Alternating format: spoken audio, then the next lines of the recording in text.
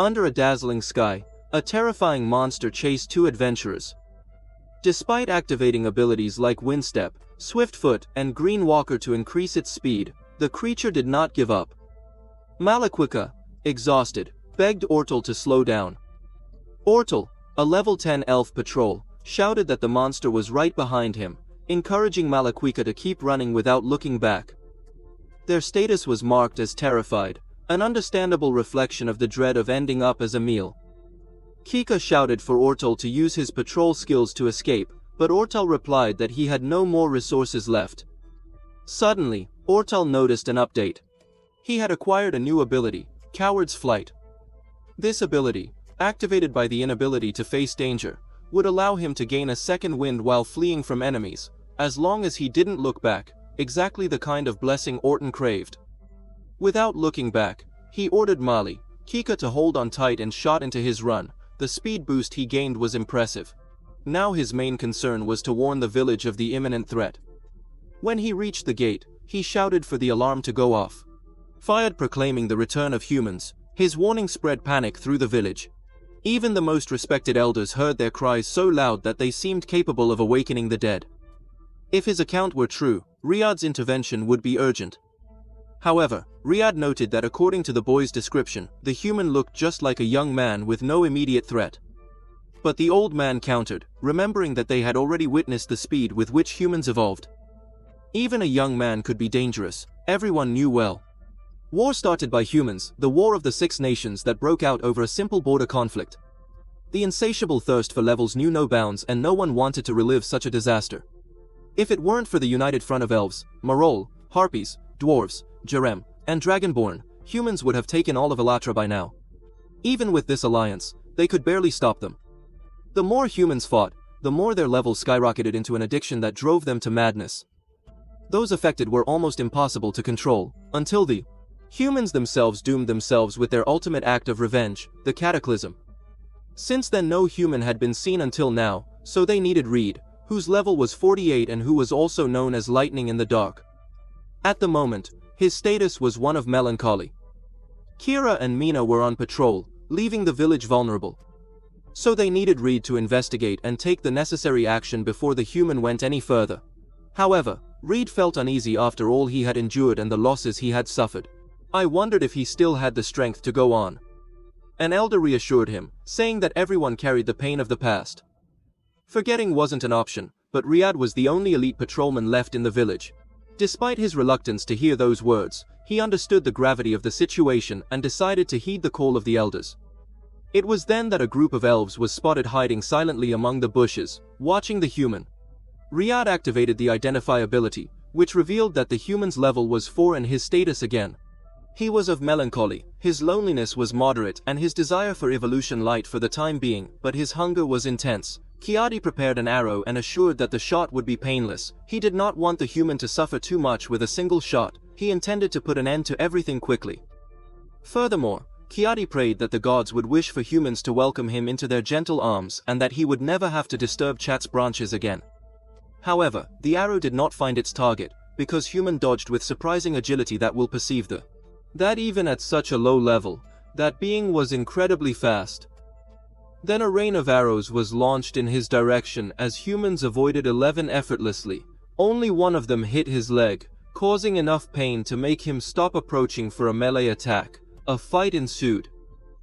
The human begged Riyadh to at least hear him if he could understand.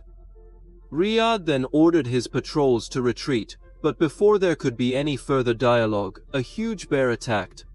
A level 42 forest lord, an ancestral creature that will reign at the top of the food chain for countless years. His status indicated infection. Riyadh advanced against the bear, but his weapon got stuck, giving Faith a chance to focus her attention on him. The bear surged ferociously as it charged. When all seemed lost and Riyadh was about to be devoured, the human appeared from behind and brought down the bear with a sharp sword stroke. As soon as the bear was defeated, the human began to evolve, jumping from level 5 to level 8. He used the ability to identify again and discovered that the human's evolutionary state was now moderate. Riyadh hadn't seen such a rapid progression in a long time, and she remembered how alarming it was. The human then confronted Riyadh, claiming that Riyadh had tried to kill him. The human repeated that he did nothing to provoke Riyadh, but that even so the ranger tried to assassinate him like everything that happened in that cursed forest, having gained 4 levels. After facing the bear, he now wondered how many more he could gain by defeating. From Riyadh a week earlier, Rob was living a normal life talking to his friend Jason about the party the night before. Jason exclaimed that it had been epic and that Robin should have been there. They were inseparable friends since kindergarten. However, the routine changed drastically when a shadowy entity appeared right in the middle of the school. As everyone ran desperately, the entity grabbed Robin's best friend Jason and cried out for help in the hope that Robin would come to their aid. Robin ran toward him, though never. Had he been the heroic type, he tried to protect his friend. Chains soon wrapped around his hands. Although saving Jason, Rob was swallowed by the entity. He thought he was dead, but woke up soon. Despite not wanting to walk toward the light, he began exploring his surroundings. Now convinced he was alive, he had no idea where he was. It seemed like a new world, far from the school hallways. First, he wanted to return to Jason. Then he noticed her dress. It was totally different from what he was used to, and even a sword was attached to his back. His status window displayed HP histamine MPE level, as if he were inside an advanced virtual reality game. First, he decides that he needs to stay calm in the midst of this whole situation. The last thing you need is to freak out, but suddenly you have a compelling reason to lose your composure. A frenzied wolf approaches quickly, without hesitation, withdraws his sword and even without knowing it, wields it right at. He gets in the way in the first few moves, but still manages to bring down the enemy. However, he ends up suffering intense bleeding, which makes it clear that it was real and not a virtual reality simulation. As Hobby's OHP continued to fall, he found himself immersed in the anguish that this might be a nightmare. He longed to wake up in his warm bed, but the continued loss of HP signaled that death was an imminent threat. In a desperate effort to stem the bleeding, he bandaged the wound with a cloth, but the blood kept gushing out of one. He had never felt such pain, and he tried to remember something useful from his high school biology class. His mind wandered, remembering how he used to deal with difficulties through humor. And he thought of Jason's mother, a nurse who was always talking about dissociation techniques like lifting to knock to ease the pain. For a brief moment, this thought seemed comforting, but soon proved ineffective, as his HP continued to decline. Driven by fierce determination, Rob declared that he would not allow his life to end in such a way. Bizarre and abrupt, he refused to accept that an unknown entity could transport him to this hostile world and let him be devoured by wolves. With this new resolution, he stood up, vowing not only to survive, but also to confront whoever was responsible for his misfortune. He shouted his rebellion, promising to find this antagonist and force him to open a portal that would lead him back home.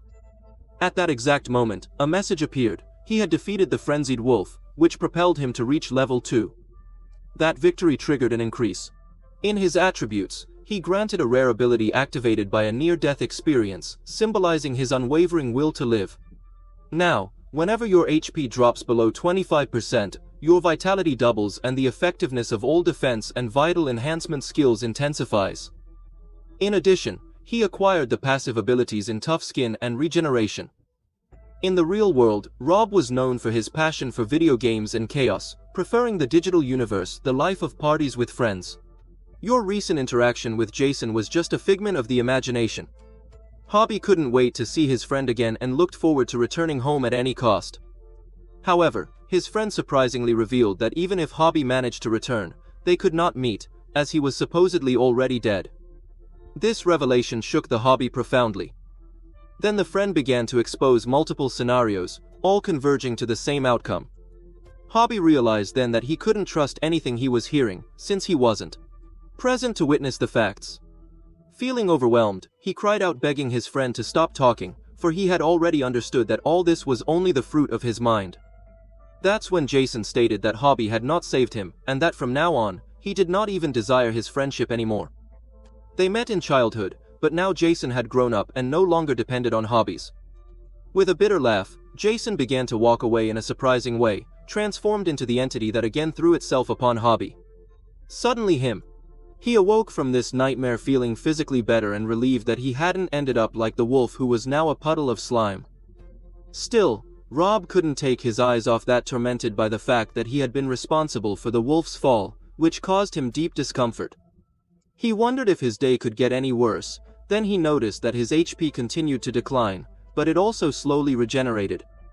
It was evident that, despite the challenges, this regeneration, albeit slow, guaranteed him the possibility to survive, at least for the hour. His recent level up also provided him with a host of new abilities, something that felt like a cosmic joke, as if whoever commanded that place mastered references from his own world. Now Rob wondered if he would have to almost die to acquire more skills, but he was determined to do whatever it took to survive this fantastic hell. Although his abilities were enough to keep him alive, the question remained, would reaching 0 HP be the end? What would that end be? It would be like the game over screen of a video game. However, he had the feeling that whoever put it there hadn't bothered to include a reset button.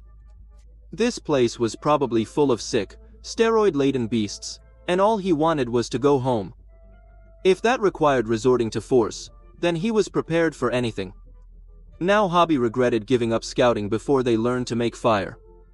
Nothing useful was in his pockets like a lighter, but as he rummaged through his pockets, he found something. The simple note upon reading it, it becomes evident that someone was in fact playing with him. Meanwhile, Insidia Elven warriors faced giant ants and it was clear that there were too many of them. There was no way these fighters could break through that dungeon on their own, so they chose to flee. They had thought it was a low-level dungeon, but the truth was that it was extremely dangerous. Here was the first dungeon to emerge, so close to the village since the Great Sweep. Mentor still wondered, why do you want to believe those? They could handle that. She explained that both should be warriors and patrolmen accustomed to facing danger on the front lines. Of course they were bred to face challenges, but the only problem at that moment was their level. If only they could evolve faster, they might be prepared to handle the situation. Unfortunately, there was only one creature capable of accelerating evolution, and Kier claimed that these creatures were worse than anything in that dungeon. They were thankful that these creatures no longer lived there. The lands finally returned to the Hobby, who became enraged upon reading the note of good luck. Their priority was food and water. Then he needed to gain experience to increase his attributes. The more evolved, the easier survival would be. He admits reluctance to that path, but it is necessary to survive. Ultimately, it means fighting for your life. Amid another challenge, Robbie strives to continue, as experience gaps hinder progress. However, an unexpected obstacle arises. A treacherous stone causes him to stumble and fall. Even so, a flash of happiness invades when he discovers a beautiful lake where thirst will never disturb him again. With renewed hope, he tries to summon a portal, imagining that who knows it will appear over that rock and take him back home, but instead, what he finds is just a monster. Hobby thinks the MP points on his status are supposed to represent magic, but when he tries to perform an Hadouken, he fails miserably. It seems that, for now, the only thing that dominates is art. From sword fighting, when trying to move some leaves to perhaps create a shortcut, he fails again and ends up picking them up manually. Even if you have quenched your thirst, your hunger remains unsatisfied. Killing Frog no longer yields enough experience and he is still far from evolving. He needs something bigger than simple amphibians, so a sound catches his attention. It is a bird that soon flies, taking with it the chance to gain XP. So knocking down frogs becomes your only alternative. After eliminating so many of them, a feeling of guilt invades, but at least he gains a new passive ability, honing his dexterity with sharp blades, a trick that, for those who have never wielded a sword, takes only a few moves to go from level 0 to level 1. However, the emptiness of hunger persists. While searching for something more robust than frogs, Rob stumbles upon an object of priceless value, a holy grail, the most adorable he has ever seen. He thinks that if he lets his sword slide with purity and precision, maybe that frantic squirrel that, far from being cute, will propel him to overtake his limits. The squirrel attacks with surprising speed, faster than Hobby, manages to react on an instinctive impulse. He pushes him with a slap, leaving victorious and reaching so desired level 3. The conquest or fills with joy, because with this advance, passive abilities such as foraging and tracking are added to his arsenal. And it's not just one or two squirrels, there are a lot of them, and soon he faces up to a level 11. Challenged to the height, after fending off the attack, he launches on flight, but the squirrel persists in the pursuit. That's enough. Standing on the edge of a precipice, where fantasy reserves no guards or protections, Tommy the squirrel ends up running over him and the two fall. Hobby, with quick reflexes, grabs a branch to avoid the worst, while the unlucky squirrel rushes into the water below. Now, Hobby finds himself faced with two possibilities: try to climb back up, if he gets better support, or simply give up. He reflects his parents would never have imagined where he is. It's been 2 days that will soon turn into a week, then into a month. Jason will tell what happened, but will anyone believe the uncertainty about reuniting with his family or Sola? At this point, one more skill is your climbing and deep breathing. The effort of the climb not only increased his climbing level, but also improved his dexterity, the result of reaction time. All this makes it clear that place seems to want him to die. Even so, the undeniable beauty of the environment surrounds him. Jason would love to witness all of this. One day, Rob hopes to be able to relate every detail of this charming place to himself and his family. This thought gives him a rare passive ability, the resistance to melancholy, the fruit of a sadness that runs through the soul. With it, he can get up more quickly, but paradoxically, he doesn't want to get up so quickly, because this feeling is what makes him feel alive and he is afraid to numb this emotion. When resistance to melancholy fades, his longing for family intensifies. Meanwhile, in a parallel setting, Arnold and Marikika enjoy a beautiful waterfall. Arnold tries to fish with fluid movements, almost as if he were moving water, while Marikika insists that it might be better to just shoot the fish. However, Arnold sees no rush. In the midst of such a pleasant day and such a quiet forest, Marikika also chooses to lie down and relax, absorbing the serenity of the place. On the other hand, Hobby can barely tolerate that environment where every monster seems determined to take his life. He even apologizes for taking out his pent-up anger in incessant battles and constant level up. Is he ready to take on even a level-frenzied wolf? 8 And the gruesome sight of the fighting no longer disturbs him so much. It has become part of his routine. When a monster jumps towards him, he uses his sword to knock it down. In the midst of the confusion, he wonders what disease these monsters possess. It would be some fantastic version of anger. His sword ends up trapped inside the wolf, forcing him to fight with his bare hands. After this fight, he finally reaches level 3, gaining the unarmed brawl ability. Interestingly, Hobby begins to admit that in a way, all that has passed. Having fun, with some undistributed points, he weighs his options, decides to invest in vitality in the hope that upon reaching 30, a new ability will be unlocked. Their regeneration rate also rises, although only by 20%. Hobby expected a larger gain, but soon acquires a quick thinking ability that slightly improves his mental agility, although it consumes 3 histamine points per second or when activated, which makes it exhausting if used for too long. Still, he thinks that, is it worth it? And then he cries out to the wolves, to come with everything, with everything. He hopes that this time they are not infected, because then he could even use them as food. Soon after, he stumbles upon the magnificent waterfall where the elves used to gather to fish and relax. Seeing people beyond oneself, a wave of emotion takes over, making you tear up and vibrate with happiness. Hobby activates his identify ability to know who those people are, but we already know the answer, Kara. However, for elves, facing a human it's a terrifying experience. So when Hobby casually approaches and lets out a hi in hopes of finding out their names, the elves simply run away. He yells for them to stop and come back, but no one stops. Hobby soon realizes that today he will not meet or talk to anyone. Still, he feels a certain satisfaction at having seen them, even if from afar. While reflecting on how the first people he spotted disappeared in a blink of an eye, a feeling of depression invades. However, the only presence that manifests itself are logos, already without. Sitting down, he imagines how good it would be to have a conversation, perhaps even with the Spanish Inquisition. Determined, he cries out to the RPG system to grant him an ability that amplifies his voice. After a while of no response, Hobby resolves to return to his cave, but hunger continues to hammer his stomach. As he moves away from the wolf, he spots people hiding in the bushes. Suddenly, an arrow cuts through the air in his direction. He deflects it with ease and then is inundated by a shower of other arrows. He quickens his steps, questioning who would be shooting at him. At that moment, an arrow hits his leg, a sure sign that something very bad is coming. To make matters worse, he sees a warrior advancing directly towards him. Hobby manages to block attacks with his sword and counterattack. However, when using the spell Identif, he is surprised to discover that his opponent is at level 48, something really scary. Even so, Hobby thinks that perhaps he could dialogue with the warrior, so he proposes, if the warrior can manage. I would like to talk, but before the exchange of words can take place, a gigantic bear appears advancing, threatening. This new threat is not at all good in the clash. As the bear attacks, Hobby ends up hitting his head against a tree and tries to regain his senses, seeking an escape strategy. As the situation worsens, Hobby imagines that his fate may be to be beaten and then devoured by the bear or, even worse, fall into the hands of a vengeful elf than the executive. The bear is so imposing that it will undoubtedly become a nightmare. See him in his memories. However, if he manages to defeat it, he will gain a huge amount of XPO, perhaps enough to defend himself against that level 48 warrior if necessary. Convinced that he will level up, something he really needs, Robbie goes into fury again, imposing his sword and across the bear. As expected, he gets many levels for having performed a very dangerous maneuver, where a small mistake could have been fatal. Despite the increased dexterity from defeating an enemy far above his class, Robbie did too. Resistance feeling powerful, he begins to love that feeling, possibly the only positive aspect of that place. Investing several points in his stats, he enhances his regeneration and acquires a new ability.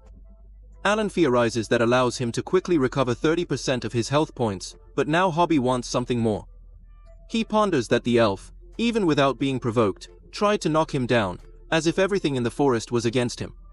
If you beat the bear and won 4 levels, you can't help but wonder how many levels I'd get with that elf.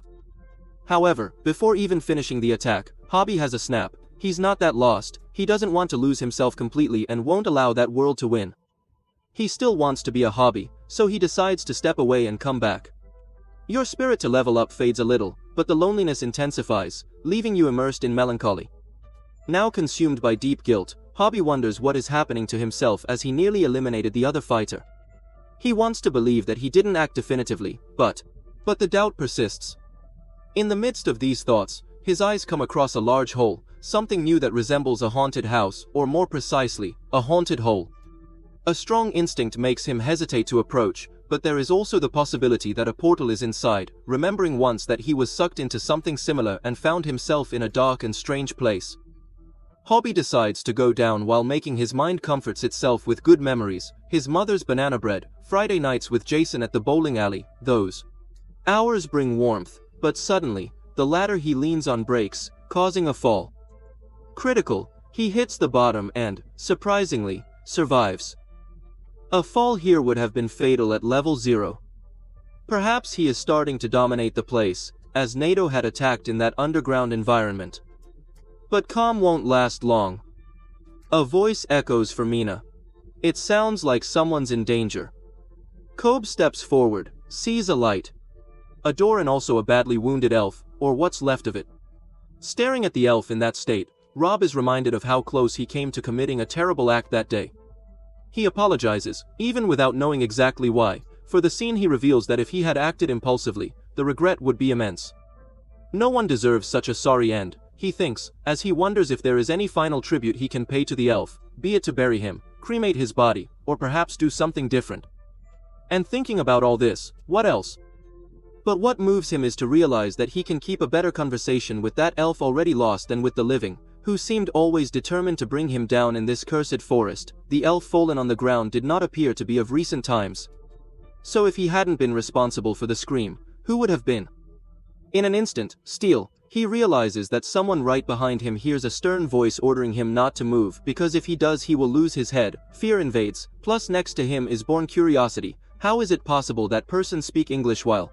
This the elf, taken by sadness by what happened to Manta, believes that the human is the culprit and tries to take revenge on him. Robin, agile, manages to dodge the attack, but wonders why everyone in this place seems to have an unusual strength, a question he longs to have answered. Without hesitation, the elf grabs his neck and demands to know what Manta would have done to deserve such fury, threatening in her shrill voice that if he does not give an immediate answer, she will bring him down. However, Hobby does not get caught up in the irony of the situation. Initially, when she realizes that she spares no effort to keep him alive with teary eyes, the warrior uses her identification spell as a Hobby. You see the terror on his face. He explains, between restrained sobs, that when he arrived, Manta was already defeated. Faced with this, the elf orders him to withdraw and head towards Manta's body. It is at this point that Hobby realizes that she is the one who called him and decides that maybe it is better to leave than to go. The elf cries bitterly, feeling that everything was her fault for not paying due attention. Mission, she remembers looking back and, in the blink of an eye, seeing Manta disappear through tears. She laments the possibility that she now has more problems to face, since Minna was the only person who really cared about her. Printed to Luther, she hopes, even in vain, that her pleas can bring Minna back. But of course, she knows that will never happen. Resigned, Kira decides to take Minna home so her soul can finally find peace. When Hobby offers to help, her reaction is instantaneous and hostile. Or insults, calling him disgusting, weak, and so stating that he has no ability to save anyone. Hobby understands her fury and admits that he already knows what everyone seems to think, that he is a monster. Even so, he insists on wanting to help bring Minna home. Aware that he would gain no friendship status, Hobby introduces himself and Kira reluctantly says his name. At this point, Hobby acquires a new skill, diplomacy. This achievement in the field of negotiations may be exactly what he needs most, given the circumstances. While walking through the labyrinth of Dandia, Hobby comments that he did not remember the place being so extensive that he explains that the dungeons tend to transform over time. At least that's what you heard. It may even be her first time in one of these labyrinths. She mentions here, thanks to Luther, dungeons rarely come near her village. Upon hearing this, Rob wonders if Sakira would have ventured there just out of curiosity. Kira reveals that her intention was to be useful to her community, as they often remind her of her supposed uselessness. This reminds me of Tom. A painful memory about Mimena, causing her to be momentarily silent. Hobby then shares that he knows what it's like to feel displaced. Kira questions if the human was trying to identify with her and he confirms, claiming that that day she was the only person with whom he was able to connect after having a companion run away and another who tried to kill him. He jokes that, because he felt so alone, he even talked to a stick. Kira recalls that he also tried to take Lo down, but Hobby argues that although this has happened, he hopes the past has. Kira suggests that they put these differences aside until they can get out of that place. Even so, Hobby admits that the experience at Dande is something surprising. Suddenly, stepping on a sticky substance, he wonders about its origin. Kira watches suspiciously, asking if he is really human. Confused, Rob and Dagger, what does that mean? Kira says that the stories of her village always portray humans as merciless beings, unable to forgive and forget their mistakes. Surprised Hobby. He says he had no idea what would have happened, because until then he had only seen himself as a representative of the human species.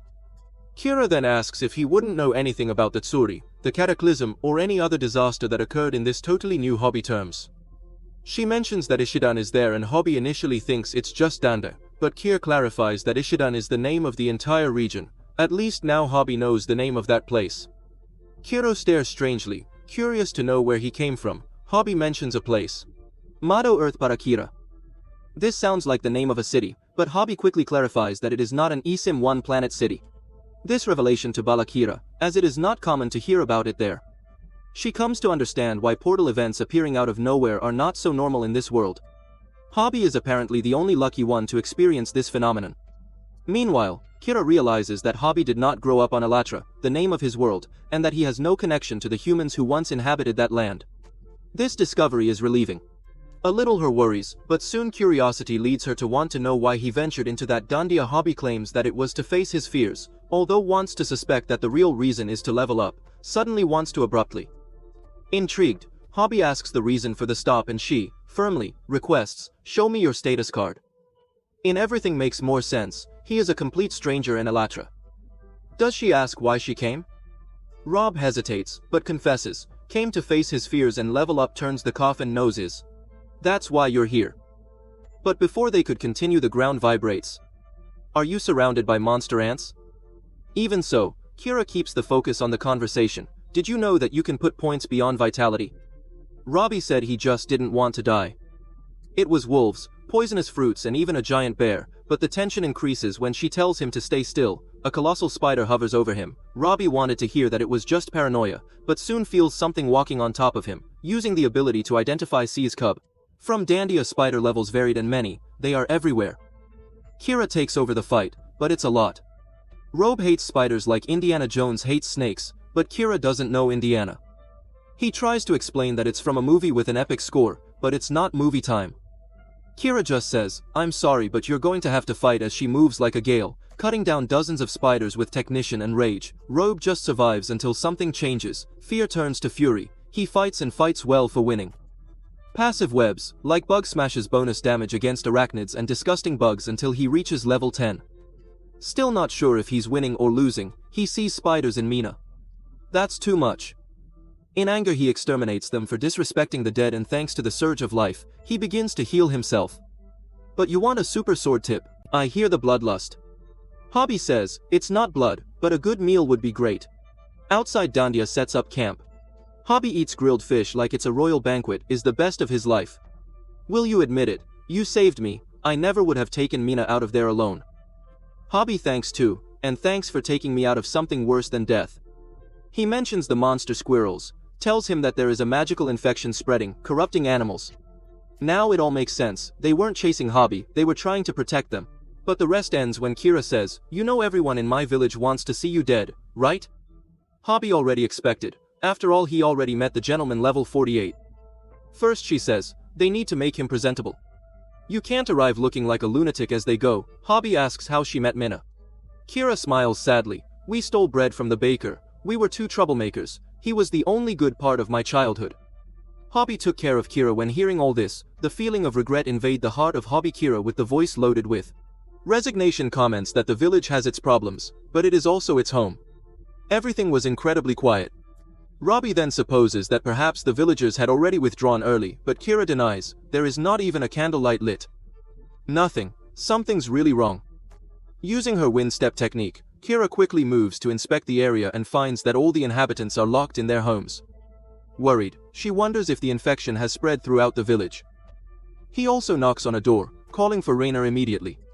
Rainer appears and wants to note the wound on his leg. She asks what happened and he explains that the regenerative power of the healing spell has no effect, promising to tell more details later, but emphasizing that at the moment there is more important news. Rainer then inquires about Mina's whereabouts with a sad look, want to give the devastating news. Mina could not resist. She explains that during the exploration of a new danding that had sprung up in the forest, she and Mina separated, and when they met again, it was too late. Rainer, in a choked voice, prays, for what? May he fight and receive less in his gentle arms, wishing his soul to find peace in the sacred corners of the village.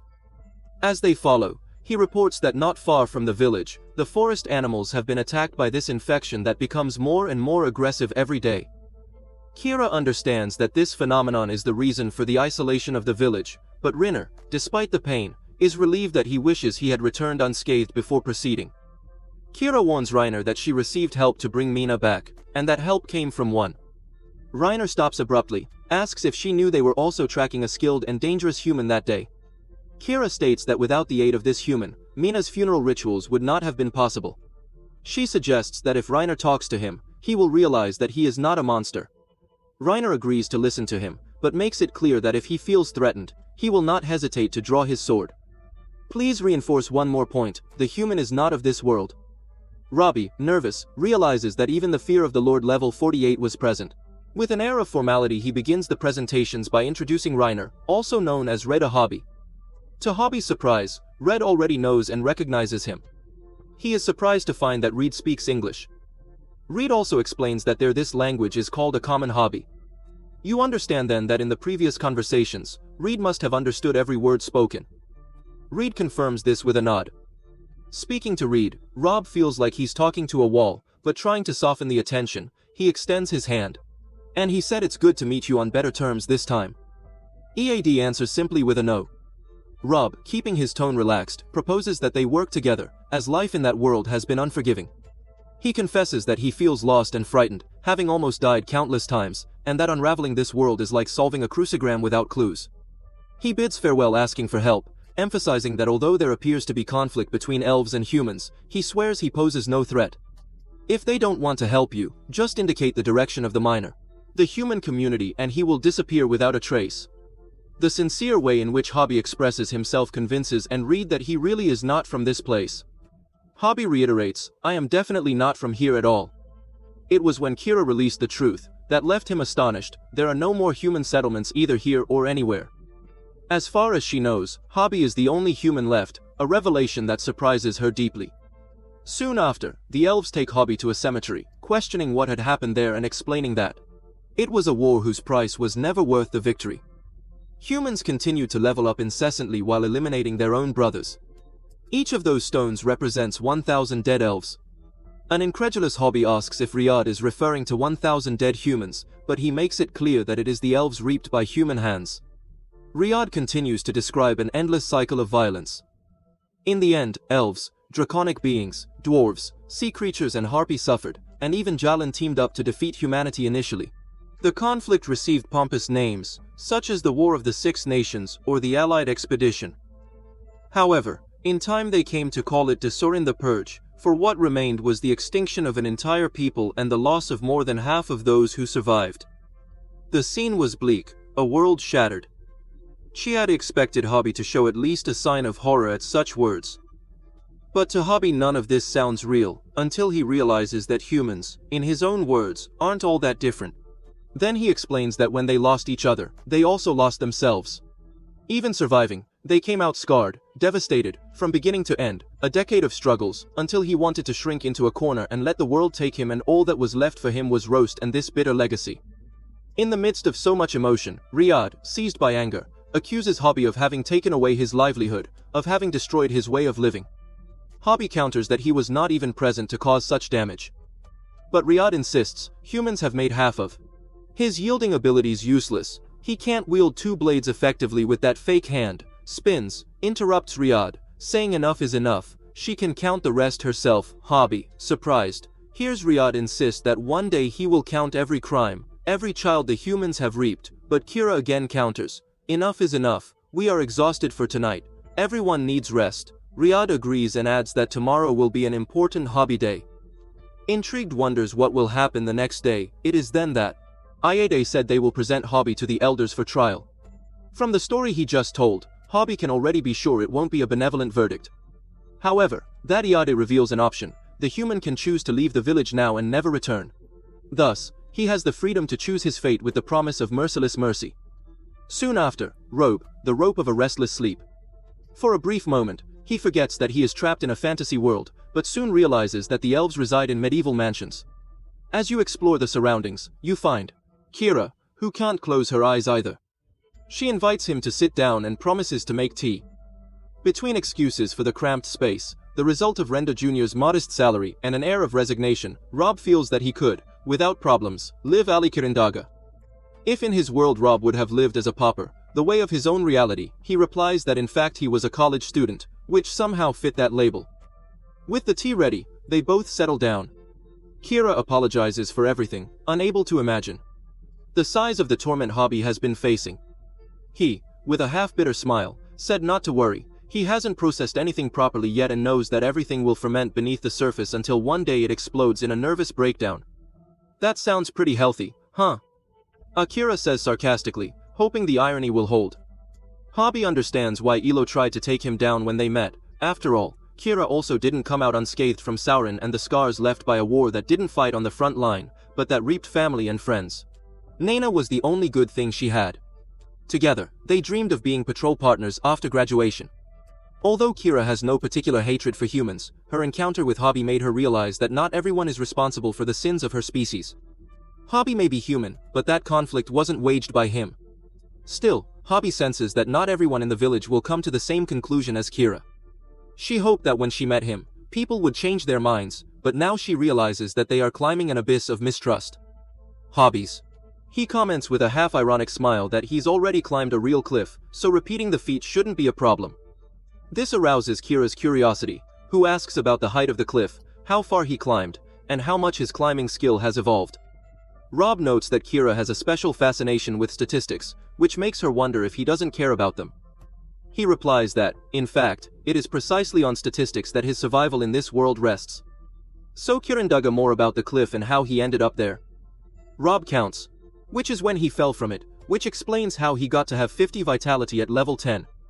Meanwhile, Peter interrupts with a question, have you decided?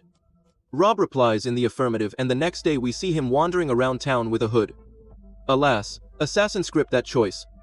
It grants an active ability called stealth, allowing it to successfully sneak out once in a while. Walking toward the elders, Robbie is instructed to lower his hood. Their reaction reminds him of Indiana Jones, but with a touch of tragic humor, for the elders. They seem to treat his presence as if he had committed a serious infraction. Their remarkably carried levels leave them astonished, seeing fear stamped on their faces. Hobby raises his hands and says that before they identify him, he wants to introduce himself, but the elders don't want to hear introductions. They show revulsion at the sight of a human and demand to know what he is doing there. They question why Riyadh remains inert even with a broken leg, and threaten to act if human beings pose a risk to the village. Riyadh, however, intervenes to explain. From what Hobby apparently did, his choice is there to be judged. One of the elders declares that the verdict will be to remove him from their presence, preferably quickly. Hobby presents itself simply as a hobby, asking to be called that instead of being referenced only as human. He appreciates the opportunity to meet them, but Kiro watches the scene with a suppressed smile, finding the interaction curious. Kyaj then states that the elders already know that Hobby is not of this world. He was transported there less than a week ago. Denunciation momentarily silences the elders, who begin to reflect on the human stranger. One of them asks, "What is his currency?" And Hobby answers dollars. Questions follow about the most powerful weapon in his world, a nuclear missile, according to Hobby, about the cataclysm, something he doesn't understand, but it sounds terrible, and who would be the person with the highest level, a fact that intrigues him, since his world doesn't even work with levels. After a brief discussion between them, the elders thank Hobby for his sincerity, claiming that he legitimizes it for now. They ask him if he knows what is going on in the world. Hobby says he knows what the humans have done, and one of the elders questions, "If you know all this, how do you expect us to think twice before sparing your life without hesitation?" Hobby offers to apologize on behalf of all humans, if that's what helps. But any apology would be an empty gesture, and Hobby knows that everyone there already has this very clear for two reasons. First, because he was not present, he never could. You will understand the pain that that moment caused each of them, and to pretend otherwise would be an insult. The second reason is exactly the same. He wasn't there. Hobby is human, yes, but he's not a human involved in those bug horrors. He refuses to share the blame with those who actually committed the crimes. This stance is interpreted by the elders as if Hobby is saying that there can be no relationship between them. Then they ask him why he appeared before them. Hobby replies that if he can't go back to his world, nothing would do him better than to be part of their community. One of the elders comments that Hobby only seeks safety from wolves, to which he replies here. For him, this refuge is the closest to a home he has ever known there, roads, buildings, and good people. It would be wonderful to be able to befriend them, Kiro observes. Impressed by the way Hobby presents herself, Hobby makes it clear that all she wants is a chance. The elders cast dark glances at him, but then, to his surprise, a message appears indicating that his level of diplomacy has increased. In disbelief, Hobby realizes that he has somehow managed to convince them.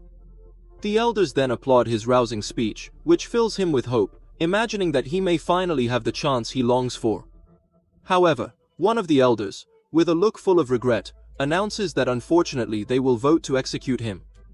This was the reception Hobby feared. However convincing, his words were not enough for them. Hobby struggles to remain calm, imagining that probably the elders already expected him to fit in. He is born out of the negative stereotype he has of humans. He then calmly asks why one of the elders replies that just looking at him makes them want to scream and pull their hair out. Their very existence makes them relive all the loss they have suffered. The same sentiment seems to permeate the Hobby panel. Reflects that if everyone just followed the lead, they would be doomed. Perhaps it was time to say goodbye to this world and renounce any hope of returning home. But then, one of the wisest minds in the group declares that, personally, she will vote for the human to stay.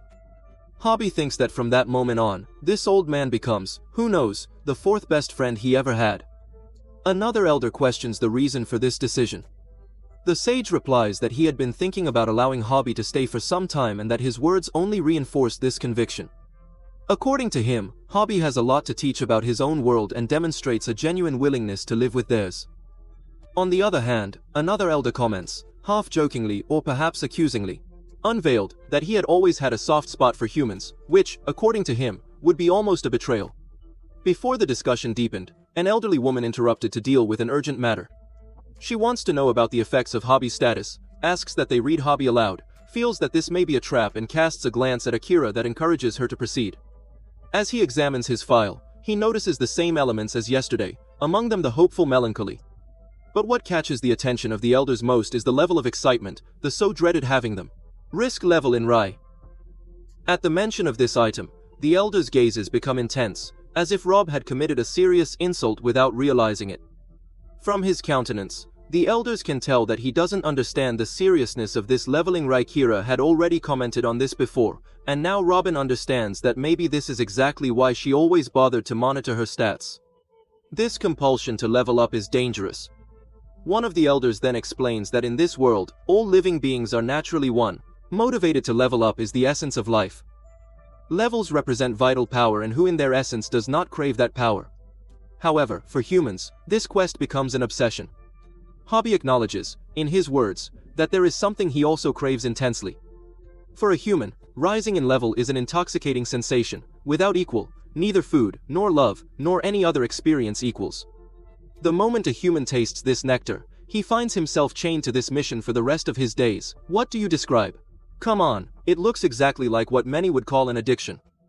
The fact that leveling high appears in the hobby status effects indicates that this compulsion has already begun to take hold. Hobby remembers how, at that time, he felt crazy with the sensation of leveling up, something better than anything he had ever experienced for the elves.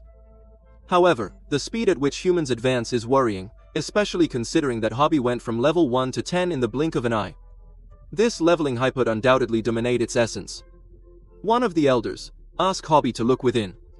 He remembers that to level up so quickly, Hobby needed to kill a lot of things, something he was hesitant to do at first, but now seems to have no barriers. And don't forget that at the moment he almost killed even a few elves just to gain experience on Earth. He would never have considered such an act, not even against amphibians, which he always avoided touching. Now, frightened by what he is becoming, Hobby wishes to rid himself of this addiction. But the elders make it clear once the leveling Rai appears in its current moderate state, it is possible to live with it, but the more Hobby rises in level, the more intense the compulsions will become. Those with moderate HI leveling can function, but when they evolve to an advanced state, the consequences become dire. There's a reason the humans on your world would send the affected to the Northlands to die in battle. Rob swore he would never allow it to come to that point, but the elders remind him that all humans thought the same, and unfortunately, many have lost the ability to choose peace, surrendering themselves to violence only to ignite it to the next level. They say they can never trust a circus whose record is tainted by such compulsion. They can't accept anyone in the village who gets lost in this insatiable lust for power. In the face of all this, Hobby, with a heavy heart, gives permission to execute him, but only if they really notice signs that he is letting himself be consumed by this obsession. But, as they say, leveling never falls apart. Hobby accepts this fact and decide to keep it in the state in which it is. If he ever fails, Riyadh may bring him down. After all, the hobby itself does not wish to hurt anyone. Riyadh remembers with a touch of admiration that he once witnessed the human kill the Lord of the Forest and gain 4 levels in an instant, still maintaining his leveling reign. Moderate state. The wise elder comments that such a sudden advance would make any other human reach an advanced stage, but Riyadh insists that somehow, Hobby knew how to repress his impulses and reduce his compulsion to a mild level. Other elders question whether Reed is defending the human after all.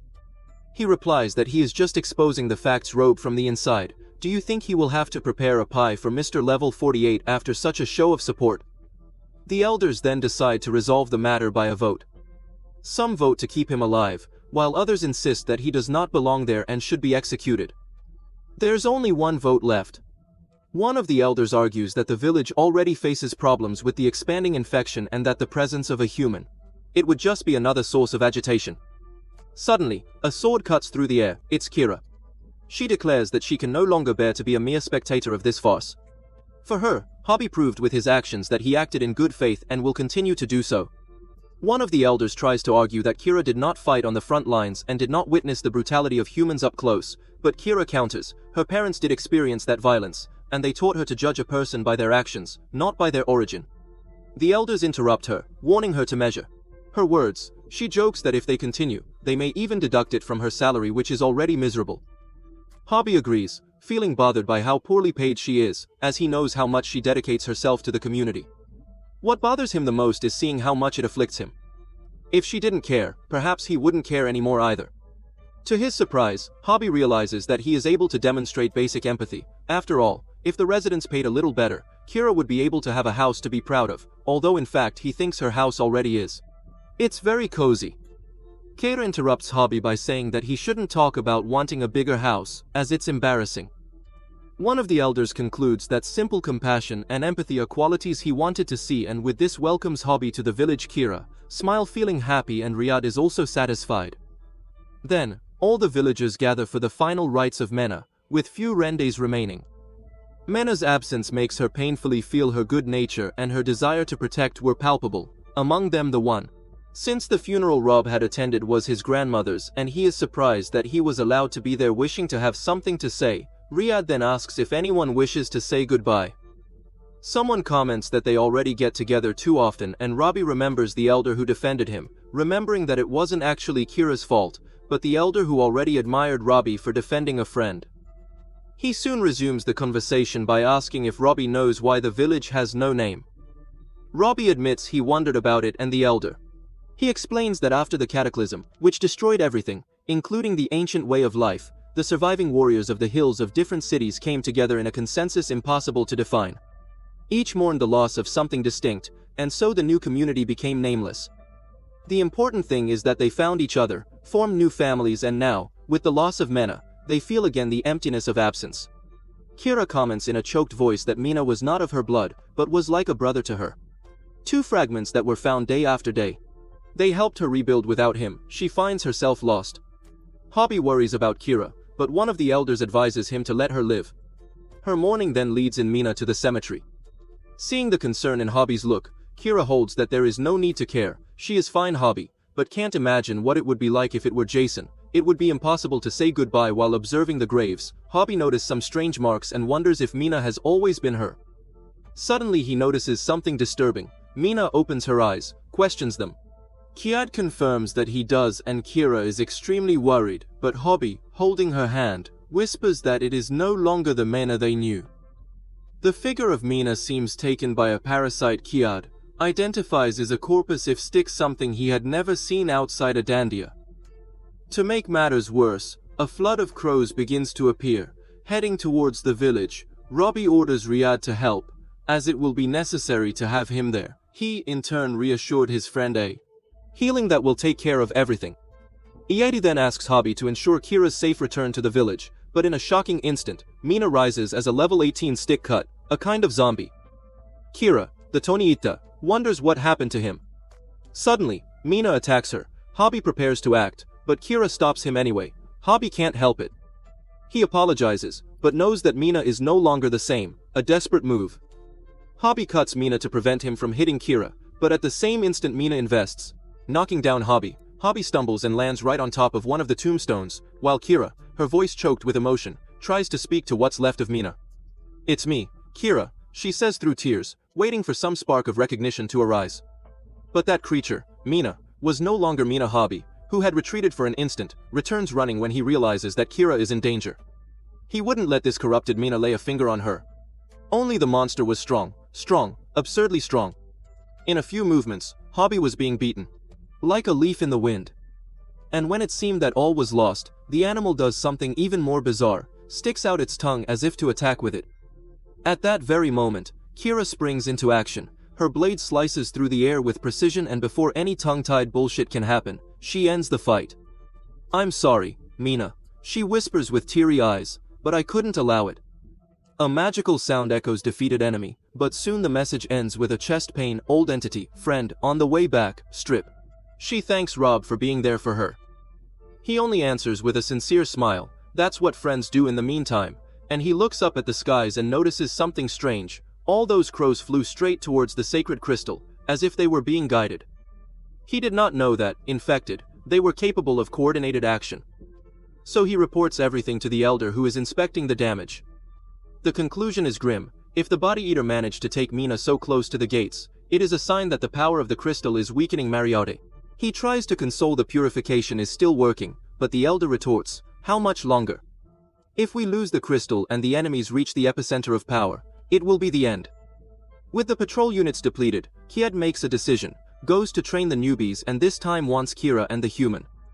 After all, Hobby proved to be strong, and with training could be much more. Then we have Hobby walking through the village, a silly little smile on his face. He still relished the words he will hear sooner, "Welcome to the village" for him.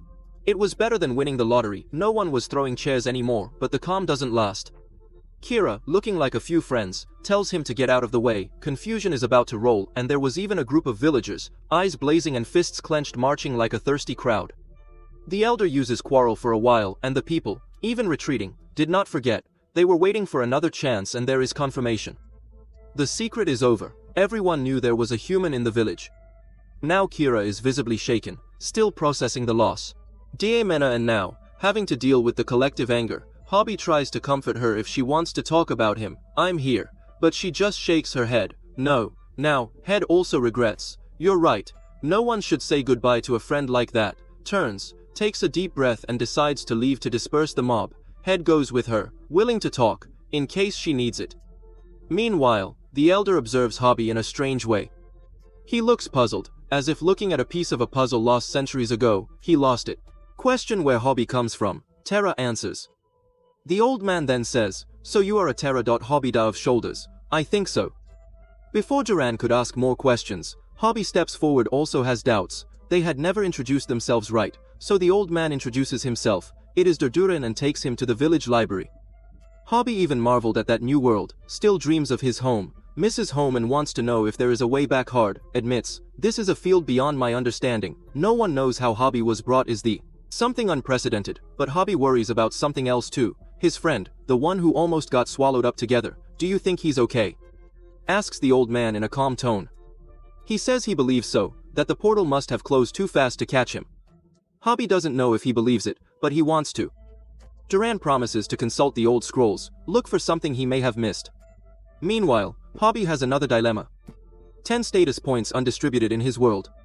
That didn't exist now. It was like holding a chest of treasure, not knowing what to do with it. As they walked down the library corridor, the three dwelt on matters that went far beyond battles and funeral rituals. Hobby commented, half incredulously, on his own statistical authority, as if each status point were a bargaining chip in the noble art of an image. To his surprise, the famous term indeed resonated naturally in that environment. How did those people know about it? Elder Duran, with an enigmatic smile, asked Robbie to show his people file. Character, Rob wondered if that was something personal or peculiar to that region. After all, Kira himself had asked about his stats only 5 minutes ago. At that moment, Kira appeared, completing the sentence with a clear, she did. Kira blushed, slightly embarrassed at so much attention to her way of distributing points. As the conversation flowed, the elder inquired about the mob gathering outside. Kira explained that Riyadh had looked away, showing discomfort with the subject. She complained, I don't understand this shyness in. They're the chips. If we can already see the levels with Identif, why not use the knowledge to our advantage? Soon. Head turned his attention to Kira, with some irritation, asked why her strength was marked as 55 when she herself had told him it was 50, just one level behind. EAD almost exploded, accusing her of having invested all points in strength, neglecting other attributes, especially vitality, essential to her survival. Kira, defensively, stated that her build worked well, though realized that she relied too much on sensitivity to danger and needed more physical robustness. Welder, turning his gaze to the hobby file, couldn't help laughing. You have a similar problem, don't you? He asked, worried not to sound offensive. In a slightly embarrassed tone, the old man asked if Rob knew how to distribute points on attributes other than vitality. Rob replied that he understood why he had invested so much in dead. It was a choice driven by the constant danger he faced amid panic and haste. There was Penicillode everything in what could keep him alive. Then the elder warned, I don't recommend investing points in magic, not even becoming a true caster. For this, it is necessary to apply a heavy investment in the mind in the arcane from the beginning. I'm sorry, Hobby, but there will be no farables for you. Noticing Hobby's discouraged expression, the elder asked if magic was so coveted by Ali. Hobby sighed and said that many people would give an arm and a leg to have magical power, something he said no one on Earth could do. Really weird. The elder, surprised, joked, incredible. You must be very rich, if you can afford that much magic. After this moment, the elder suggested that if it were a hobby, he would have invested points in perception, as this enhances the senses and is vital for detecting important details, especially during training with the young hander under the command of Yad Kir, he noted in surprise, while Yad confirmed that the training would begin as early as the next day. Hobby, curious, inquired if and that meant he automatic. Exactly, he would become a Ranger whatever he wants, quickly denied. To change your path, You will need to formalize your class as render before facing the crystal, explained the elder. This choice will grant you new powers and may alter the entire course of your life, but do not take this decision lightly. Hobby, with a wry smile, said that at that moment he just wanted to decide what he would have for dinner. On an impulse, he asked about the dexterity attribute he saw on his record. Welder confirmed that dexterity influenced his speed and reflexes, but Rob. And he retorted, increasing strength would not make my legs stronger and consequently, would make me faster too. Iad and Kirahiraman explained that this was not how it worked. The elder then commented that for a build with so much vitality, Hobby's mental state was also remarkably high. Hobby revealed that when he arrived, his mind state was 19 and Riyadh joked that only a human would receive such an advantage.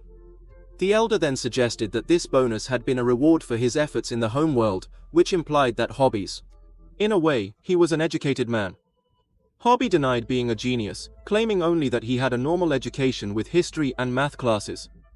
Hearing the word mathematics, the elder lit up, which made Hobby happy. After all, being called intelligent was always a compliment. Before proceeding, the elder asked to check Hobby's calculations and invited him to review his leader record. Attentive Hobby soon noticed an error in one of the lines. The correct sum should be 60,000. This detail alone granted him a new passive ability. Mathematics, which increases your speed in solving numerical problems. But in an instant, Rob felt an uneasiness, checked his status again. His level in Rai still remained in a moderate state, something he wished to keep that way forever. Kira, sensing his concern, asked if he was okay.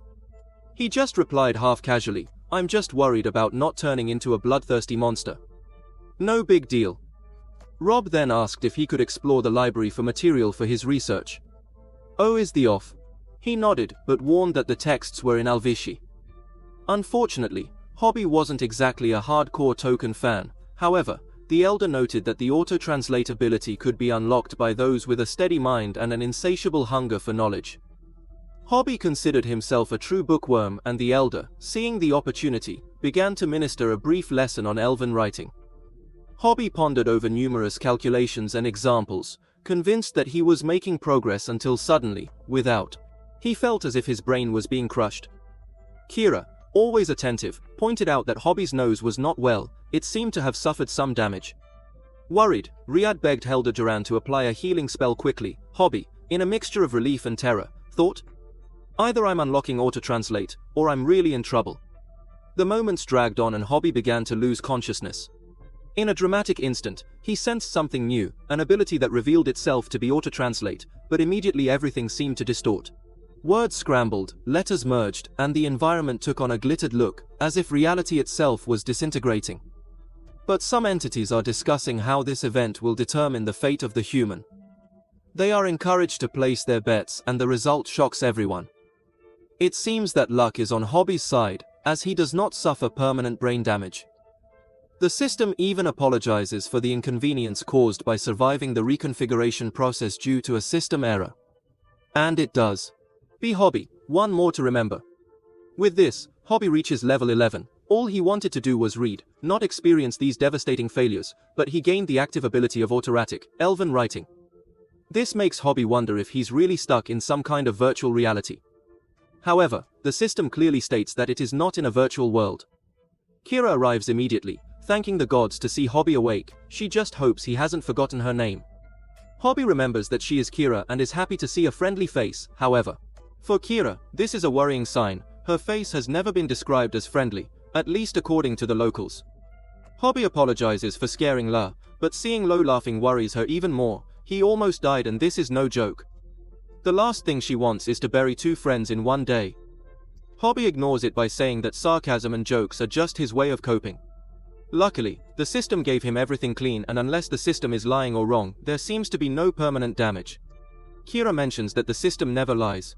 Although Hobby thinks he has a dark sense of humor, since his stats notifications tend to include a fair amount of sarcasm, I immediately advise you to keep this observation to yourself. Claiming that the system talking to you is considered a clear sign of a broken mind around here. Duly noting that Hobby just wants to be informed about what exactly happened to him, Kira replies that well, a lot happened at once. Elder used a medical analysis spell and discovered that Hobby's brain was falling apart on a fundamental level. This understandably doesn't sound very good for Hobby, but he's glad he at least managed to learn to translate in the end, a decent consolation prize. However, Kira points out that he was lucky Riyadh found a healer in time. Unfortunately, a more serious development soon arises. Suddenly much noise and breaks outside. A large and furious crowd has gathered, many of them wielding dangerous weapons. They've been there for hours. Hobby is at least glad they didn't burn down the building. Until Kira mentions that they tried, then she asks Hobby to be quiet while she goes to get Riyadh, who will kick them out. Hobby is in no hurry. He decides he might as well read. It might be a little crazy to do this after almost dying, but now that he has machine translation skills, he's 90% sure that everything will be fine. For him, these are better odds than normal. He begins to read about the cataclysm and eventually falls asleep, even with the noise outside, continuing voices shouting, demanding that his concerns be addressed. Hearing specifically that no human is allowed to remain on this earth, the volume increases infinitely, causing serious discomfort. In Hobby, he wonders what kind of fantasy caffeine these people are using, so someone in the crowd calls him a killer and a monster. Is that it? Hobby has had enough. Suddenly the system notifies that from a diplomatic standpoint, this is a bad idea, but Hobby tells the system to shut up. He doesn't need a supervisor.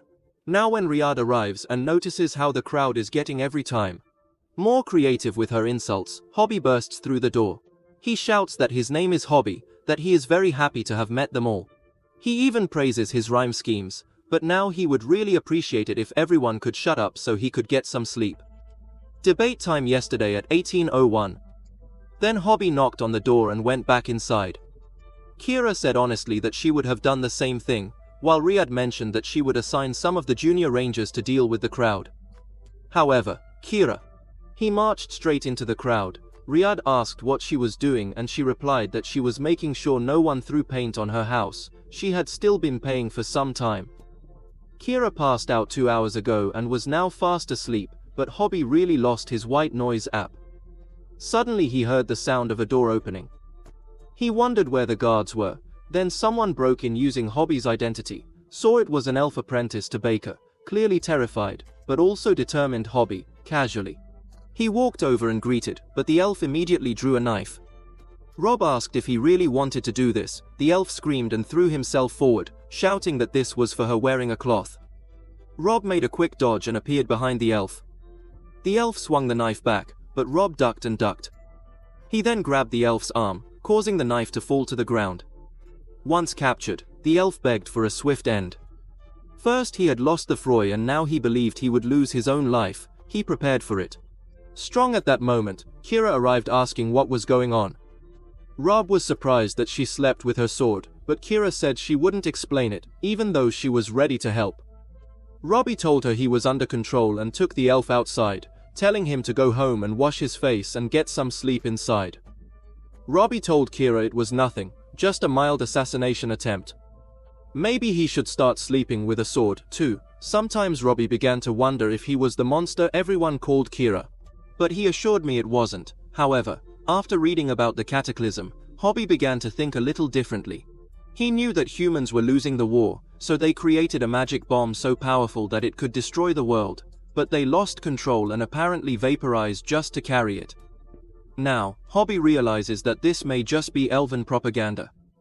The really confusing part is that the humans of your own world aren't that different, they just use magical weapons, the nuclear ones. Seeing how Hobby was feeling, having Mal, Kira told him that everyone has to make a choice, be it human or elf.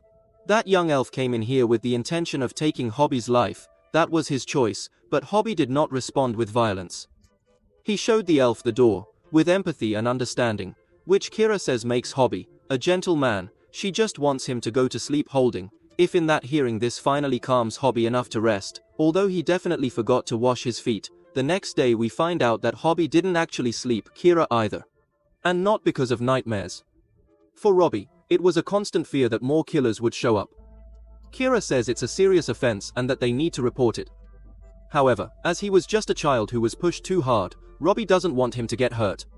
Although the child made it very difficult not to let him be killed. Kira tells Robbie to get his hood and sword. They're going to the crystal so he can pick his class out there. Everyone still seems to want to kill Robbie, but Kira assures him that if any of them try, she will swing her sword at him. Rob is surprised that she would do this for him, knowing that it could make Lawan a pariah, but Kira said that her reputation is already bad. It's not like they can hate La any more than they already hate her. In addition, there is no one else to decepcionala your father if it was joke, respects, but he increased, not a friend. Mena was the only one who really liked her, and now he's no longer among the living. It reminds Hobby of how he used to have a solitary status effect not too long ago, but hasn't appeared since he met her, so at least there's one. The person here who likes her, Kira brushes it off, saying that maybe he just doesn't know her well enough, but she reminds him that she made Mina die 2 times yet. Hobby tells her she's basically his third best friend. It hurts a bit for Kira to be ranked below a sword. What hobby are you considering naming? Maybe that would make it easier for him to sleep with her in the big crystal. Kira explains that they don't know where it came from. It has always been there, perhaps a gift from the gods. The one from this particular village suffered a direct attack. During the cataclysm, and the location of its place of origin, hit by the wind, was a fight and a half. Kira also explains that Hobby can change his class at any time, but most people don't. This slows down the growth rate. So if he wants to reach level 50 as the truly exemplary fighters, he will need to continue with his first choice. Hobby wants to reach level 99, but Kira points out that no one has ever reached that level. Most non-combatant civilians end up around level 19 in their senior years. Twilight Kira herself is already at level 28, although she is as young as Hobby, but she has also fought more enemies than half the village combined. Hobby is thinking about picking up the ranger class, as it seems like a good way to get everyone to like him. However, Kira thinks he will eventually choose to pursue this class. It wouldn't help Hobby much in his efforts not to look like a battle-mad human for blood. Elven Kira knows this, but she has a feeling. Hobby puts his hand on the crystal, a whole list of classes appears. So in front of him, many of the utility classes are essentially jobs, and while they seem peaceful, he doesn't want to die, so he eliminates them. It also automatically discards all magic-based classes, having monumentally destroyed that opportunity. The Agilist is tempting, since he's up front fighting, but punching things with claws and fangs seems like a bad idea. He wonders what is the average life expectancy for this class. But Master Swordsman now looks cool. He loves his sword and has already reached level 3 in fencing in. So he decides to choose that. Kira, have you evaluated your stats using identity? Do you think stalking would suit your construction better? This class offers lifesteal that allows you to heal 25% of the damage dealt to any living creature. Normal plants, such as trees and grass, do not count without gaps. He also gains battle fever, which increases all of his stats by 1 more for every 30 seconds spent in combat, and blood for blood, which increases damage dealt by 1% for every 1% of his maximum HP. It all feels right, something to build, like a furnace that needs fuel. Then they will find EAD where many render are already in training. EAD does not like Hobby that go using identity on others, although Kira bridged that they had their profiles set as public within the village. Kirate introduces Robe to the group as his new intern, leading everyone to show visible disrespect. They didn't expect a monster to be among them. That's not exactly the warm reception Hobby was hoping for. Kira warns that if he wants to do friends, he'll need to look elsewhere. These people are not the smiling type, especially Leah, but Hobby realizes the same could be said about Kira, though he has seen her smile. Kiad acknowledges that Hobby may look different, knows that everyone has complicated feelings about a human living in their life, but he clearly states they need all the help they can get. To break the tension, Kiad proposes a friendly training session to receive Hobby. This seems a little strange for Hobby, since he has never been in one.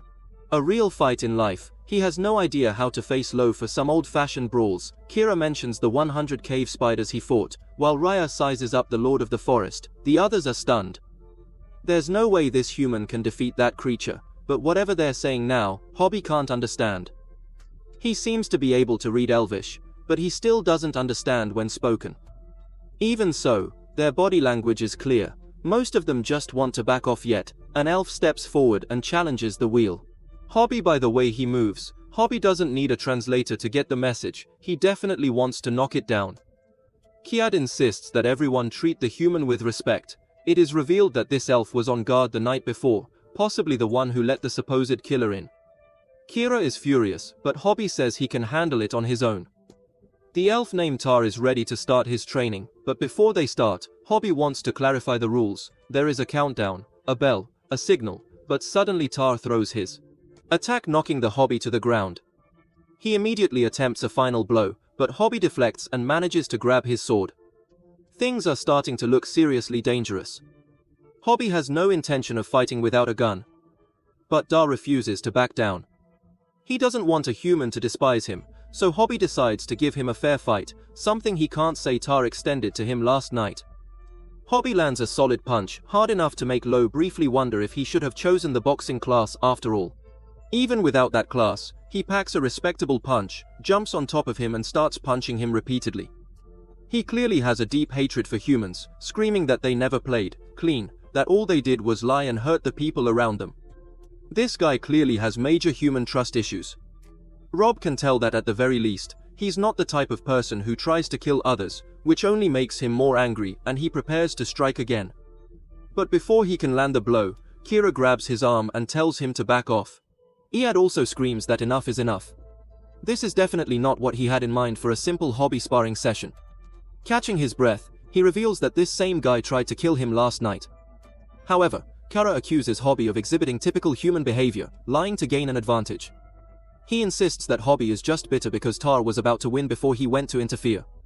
Tar scoffs, asking if the human is so weak that he needs to hide behind his Riyadh. Trying to keep things civilized, Riyadh asks Rob if he has any evidence. To his accusations, Rob explains that he had an unwelcome guest last night who tried to kill him instead of protecting him. Tar allowing the murderer to escape was preparation for a witch hunt, even though the murderer was only a child. Stachetic joke about the statement until he sees Tar's expression, which reveals some attention on this point. Another elf approaches and admits the truth before things get worse. He confesses that he slept during his shift, leaving the Hobby unprotected for an unknown period of time. He wanted to check on the human. She later told him not to do so, saying it would put Head at risk of finding out how badly they failed in the present. Head is furious at this irresponsible behavior and gives a severe scolding to both recruits. Unfortunately, Hobby can't understand a word of it. So Kira sums it up simply: the guard fell asleep during his shift. Head then apologizes on behalf of the recruits, as it was unintentional and he believes it will not happen again. He hopes Hobby can forgive them. Hobby considers that water under the bridge, that. This confuses Reed, who does not understand what kind of bridge he is referring to. Hobby explains that he is just an Iasa, so everything is fine except for his broken nose, which still hurts. Tar surprisingly offers a heartfelt apology. Hobby accepts immediately, though he asks for some ice. Once just casts a healing spell, and with the increased life, Hobby's nose is as good as new. Now that Hobby knows there wasn't a major conspiracy against him, he really hopes they can start over. It's good for him to finally get to know them properly. Everyone else is gaping at Hobby, unable to believe that this guy has a regeneration ability. To be specific, it's level 4 regeneration, but the amount of vitality he has seems like too much for anyone to possess.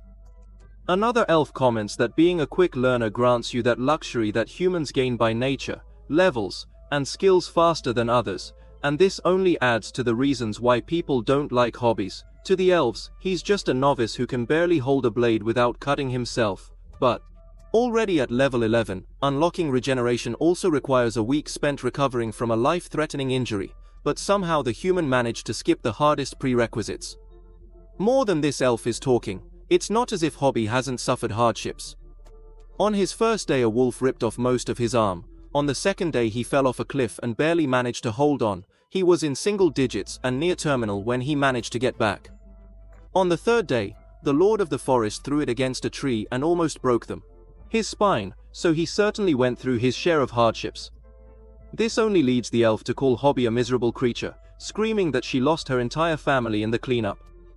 Hobby apologizes, but tells her it wasn't his fault in return. She immediately kicks him in the face, which Adam intervenes. Stopping AE reminds everyone that this is not a place for such things. This is a place for training, nothing else. The elf understands, but after kicking Hobby in the face without any retaliation, she seems satisfied that Adam then gives them a break at 3. Me decides to do a circuit training and warns us that if he comes back and sees any death, they will assign him to work in the sewer for 1 month, since Hobby is recovering from Ali's job. On his face, Kira decides to show him the place. During the walk, they encounter Arnold, whom Hobby finds strangely familiar. Arnold is the elf adventurer we saw running from the human monster at the beginning of the story. Hobby instantly remembers their brief encounter around 2 seconds before Arnold fled. Arnold also notes as a Hobby, it seems very different now. Without all the dirt on his face, He mentions that also Jira is a great swordswoman and the coolest of all. The idiots are there showing off their muscles, but Rob has already met them. One of them is Vale and the other one who broke his nose, Etta. They can be tools, but they're usually good. Rob notices that Tatum has brown hair, which seems to be common among elves. Kira quickly tells him to never touch the subject again, as Grandpa Edit was human and all of this stems from paternal issues. Some of them, the Edit family, died in the cataclysm. And he was protecting the Volta. Since his best friend's hobby thinks it's similar to what he and Jason would have been, suddenly a sharp object, Raisin's bonding for Hobby. It's Leah who let him escape. This must be Hobby's least favorite person in the village. He's already fed up with her, but Kira tells him not to bother. It's not like he wins X by furling against her. Leah wonders if the human is ready for more practice shooting. Hobby unperturbed wonders if she really wants to start a fight, both because if that is the case, he surrenders right now. He then turns to Kira, hoping she can handle it. For him, Kira accepts the duty gladly. Let's let La cook back. Can't believe that Hobby released Kirin Aliyah as an attack dog. Now he never wants to be on Hobby's bad side. The Hobby itself is a little confused because at first it seemed like a good idea, but the way things have progressed he is having doubts. It's not about Hobby anymore. Those two hardly need an excuse. Tarchi asks, how long will this human continue cowering behind your friends? Robin doesn't like it, so he says, if you want to go again, then he's ready. But suddenly they both realize that things have gotten seriously intense. So intense, in fact, that they both think their battle can wait.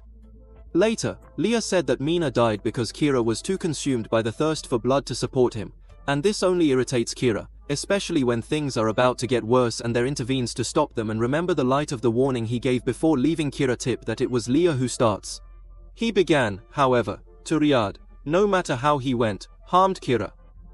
The truth of the matter is that the village cannot afford injuries of this severity caused by fights among themselves. The last thing they need is more lives lost, and if the village was attacked while Ali's wounds were being treated, they would be without a healer and a ranger. During a critical phase of the village's defense, he forbids Quera from training until further notice. She will be kept on patrol, where senior rangers can keep an eye on her. This does. While Leah calls him the teacher's darling, Riyadh admits that Hobby clearly needs to learn how to defend himself, so he will have double training and extra time with Elder. Riyadh feels he has spoiled them enough if they do not improve, so there is no hope for them to survive out there. For now, they just hope they get to work quickly when they leave. Kira says she's sorry and if anyone hits Hobby again, she'll kick their ass. Until then she'll be guarding the doors tonight. Hobby just asks her, don't worry so much that he will be fine, but after sensing the dangerous aura behind him, he can only wait for safety. During archery training, many arrows begin to pass by him very close, and again it's there behind him. During the encounter with the Elder, Hobby is excited to finally learn some magic. However, the Elder is only there to ask questions about the land, which seems like a punishment for Hobby. During sword fighting training, he is humiliated and once again he has another boring session on dryer. Hair aches with Elder during running training. He gets behind. After so many difficulties, the system finally praises a little, saying that he finally achieved a running time equal to that of the elven children. Then he gets one more stamina, which also gives him a quick active ability that grants 2 more functional dexterity to his running speed when running for more than 30 seconds. But this kind of bribery doesn't work with Hobby. He still calls the system lousy, so during another session with the Elder about how how they used to control this kind of system with buttons in a video game, the Elder wonders if Hobby thinks this world is a game. Hobby says this world is really scary, violent, but real. He bled too much to think it's anything, but it's not something fun like in a video game.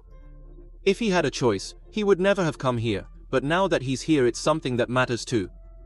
Volto at least starts being a little friendlier with him during training. Hobby training continues, and even if he's not who he wants to be, do you think maybe he'll be able to become someone he'd like to meet? At least those thoughts are comforting, but the older one is more interested in germ theory. Later, Rob also gets better at picking up the things Ali sends his way, hearing about little creatures called germs, which spread from person to person without proper hygiene. The older one suddenly feels like bathing vigorously. His sword fighting skills are also improving, and he can even make distance. He talks about the hobby sword, asking if it is made of steel or not. Hobby has no idea what this is, so he just hands over his sword so Riyadh can check for himself. She's certainly well balanced. Dwarf blades will never rush or blind your blades, they are as sharp as the cutting winds of a hurricane. That said, Riyadh warns the hobby not to become overly dependent on the sword. Why is a sword as good as its bearer? Hobby just thinks maybe it was all his weird way of saying good job. Later, we see that going and Riyadhning to Moor Hill, where Mena found her and seems to have gotten bigger, they will need to expel La before it begins to release the monsters inside. However, it turns out that they are probably a little late for this, because the monsters have already started attacking them. The Minotaur has muscles and they're not just for show. Kira and Riyadh immediately start running, but they will still have to fight this thing alone. Kira has no idea if this is possible, but suddenly they are forced to prepare for the impact. The punch on the ground was incredibly powerful. Quera draws her sword to use the circle of death, but the Minotaur punches her. There is nothing else Quera can do, so she just waits for the end, but suddenly a blast of energy hits the Minotaur from behind. The monster starts running towards Riyadh, allowing him to attack from behind. Finally landing a good blow, the monster screams, while Riyadh leaps on it from above, creating an opening for him to attack. She seizes the opportunity to defeat the furious Minotaur, with a satisfied smile. On the face, Kiadi compliments, although he hopes that next time she will be less messy.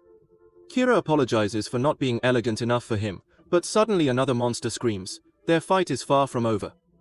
Many other monsters arrive and they are really hungry as there are many of them.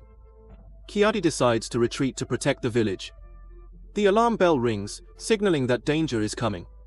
Hearing the commotion, Rob wonders what's going on, but unfortunately he still can't understand what everyone is saying. He can only. As the entire village gathers around the Great Crystal, Voluto explains that the elders are carrying the crystal's protective effects. At least that's what he thinks. He's never seen them do it before, but things are terrible for all of them. Kira arrives saying she hasn't had a chance to shower, but Rob is worried and hopes she doesn't get hurt. Kira explains that they encountered a Minotaur during their patrol. It seems that the most Mora they encountered the other day has become dangerous enough to manifest creatures like the one in their world. Now they must hurry. Everyone is waiting, as monsters of unimaginable strength approach their village, Minotaur griffins and other beasts that they have only read about in tales. Hayate explains to everyone that it is their duty as patrolmen to ward them off, but they must also eliminate these beasts at the source. That's why he's setting up a separate unit to take down the dungeon. Rob gets worried when Riyadh looks at him. He doesn't want to go, however, Velut and the other elves are excited to go kill dungeons while it gets started. It's your preparations. Hobby wonders if he's the only one who's less excited to go in there. Peter explains that many do not understand the real dangers inside. Hades sent 3 elite patrolmen to support their mission. He also wants them to follow directions and avoid distractions. The creatures inside aim to knock them down and destroy them. Suddenly, Hobby gets a notification that Riyadh has invited him to her party. Additionally, Kir is also there. Voluta, Jamirata and Arnold Rob are still unsure if they can handle this dungeon exploration. He really must take a chance. Leveling up is so tempting, but the fact that he wants to means he's in Riyadh, so he tells everyone it's time to leave. However, Rob tells Kira that he is sorry, but that he will have to give up early. Kira is surprised because they really need him down there. She needs him down there. Pouring out her feelings like this is a little embarrassing for her, so she suddenly says that saying that Rob protected her before the same dungeon, and since they already did it once, they can do it again, but the other elite elf says that no matter what Rob wants, it's a big responsibility. Voluta points out that Rob is actually very strong. He heard fighting and he can keep himself in combat, but the elf said that Rob is still a human and he can't take that kind of risk in the dangerous place they are going to. Rob thanks everyone for their support, but he believes the elite elf is right. He can't do this. He's just sorry. The elite elf begins to leave towards Maismora. Every second lost brings us closer to the destruction of the village. Hobby tries to have a little chat with Kira, but Kira says she'll be fine outside, since Hobby has seen what she's capable of. He will also be able to see everything since they are still registered in the same group. She just wants Hobby to take care of Arnold while they're away and promises she'll be back sooner than he thinks. Hobby can only hope she's right. The monsters are constantly trying to break through the barrier, but so far they have not had It is a success. The villagers, along with Hobby, begin to rain arrows from the monsters. As soon as thousands of arrows hit the monster, it opens up for another attack, allowing other villagers to approach so they can clear the way. Then he asks everyone to follow him along with Kira.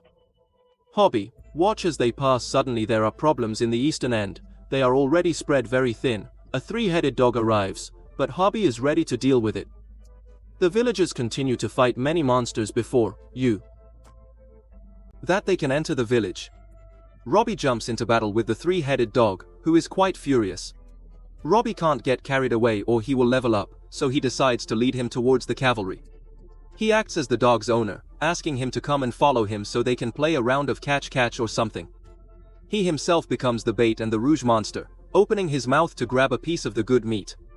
However, Robbie quickly uses a standing fleet to escape Kiad, having taken down the great snake. Monster understands. Hobby coming your way. Hobby apologizes for crashing the party, but says they have another unwelcome guest. However, the arrow Hobby uses misses the shot and the dog jumps to attack him.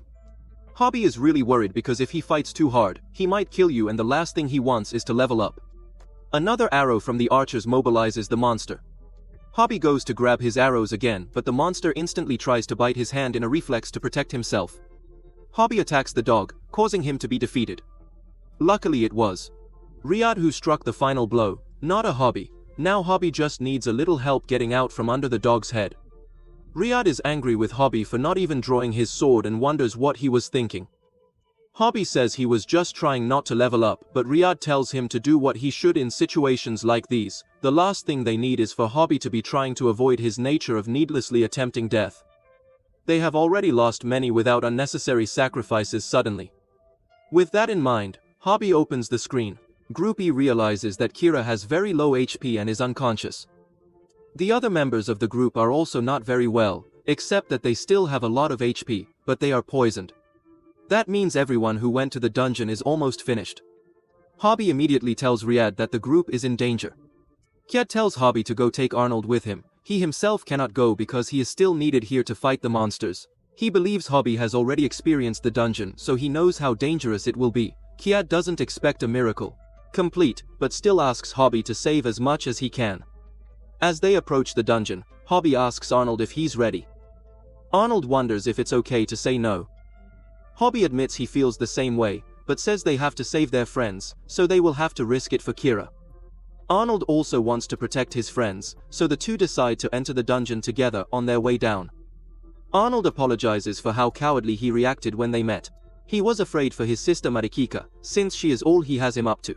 People who may not have time later to say it, so he just wants to vent now. Hobby is not happy with the way things turned out, but he can't blame Arnold. He just wishes Arnold had tried to talk to him. Arnold admits he wasn't very good at communication and was embarrassed. Hobby reaches out and says they will consider this a fresh start. He is also grateful that Arnold saved him from the dog earlier. This raises the level of Hobby diplomacy, but diplomacy isn't going to be very useful in a dungeon, is it? They eat.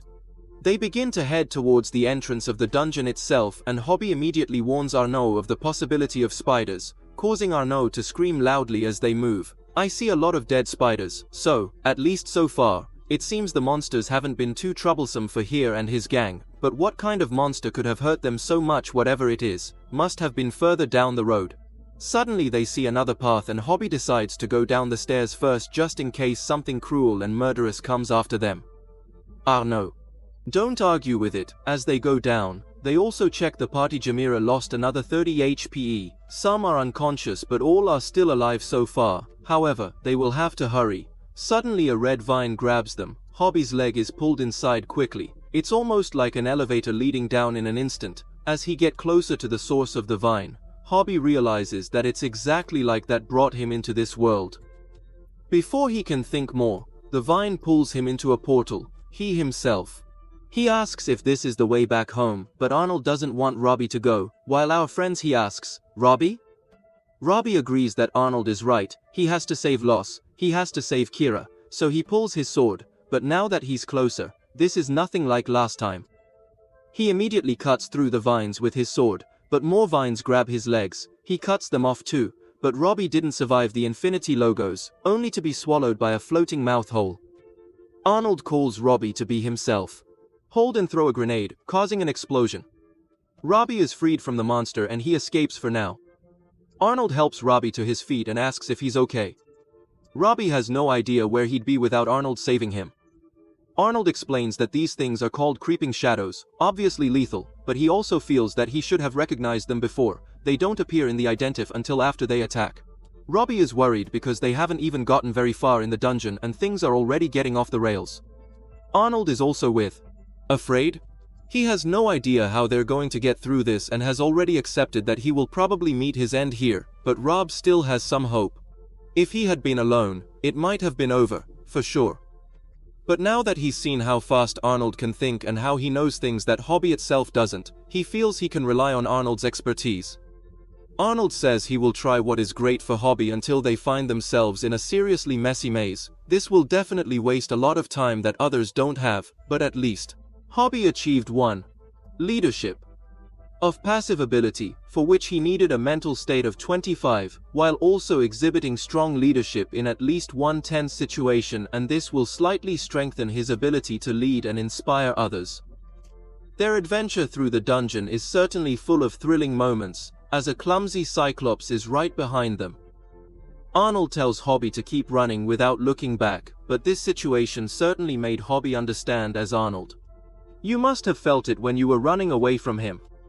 Suddenly, Arnold starts to stop Hobby, who is confused because Arnold himself told not to slow down. But Arnold wants Hobby to watch his feet, because traps are everywhere and that monster is still after them. Thanks to his elf agility, Arnold manages to bypass all the traps and keep going, but Hobby doesn't have that kind of agility. Still, he can guess that the Cyclops would be even worse at avoiding the traps, so he focuses on continuing steadily forward. However, the monster manages to get pretty close with its giant feet. Arnold cheers for him, saying he's very close, almost there. What is surprising to the two is the fact that the monster has yet to activate a single trap, making one really lucky Cyclops. However, Hobby has a plan to change that, using his sword to activate a trap that instantly defeats the Cyclops. Since this place is already sending monsters in their direction, it might be a good idea to use the maze against them. However, they have not acquired any. Says it's exactly what Hobby wanted. The labyrinth is still very confusing, and at this rate, they may remain trapped here forever, but Arnold immediately finds something, a mark the others may have left to facilitate their return. It could also be a trap, but they'll still have to take the risk.